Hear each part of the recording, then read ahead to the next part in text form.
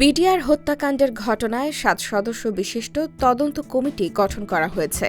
সোমবার ২৩ ডিসেম্বর রাজধানীর পিলখানায় border guard Bangladesh বিজিবির সদর দপ্তরে বিজিবি দিবস উপলক্ষে পদক নেওয়া অনুষ্ঠানে এ তথ্য জানান স্বরাষ্ট্র উপদেষ্টা লেফটেন্যান্ট জেনারেল অবসরপ্রাপ্ত জাহাঙ্গীর আলম চৌধুরী।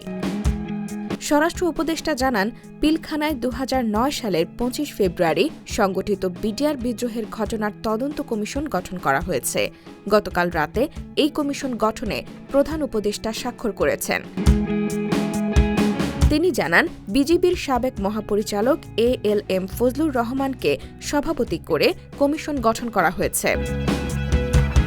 এই তদন্ত কমিশনের অন্য সদস্যরা হলেন সামরিক বাহিনীর ২ জন, ঢাকা বিশ্ববিদ্যালয়ের একজন শিক্ষক, জগন্নাথ বিশ্ববিদ্যালয়ের একজন শিক্ষক, সিভিল সার্ভিসের একজন, পুলিশের একজন সিনিয়র কর্মকর্তা আছেন।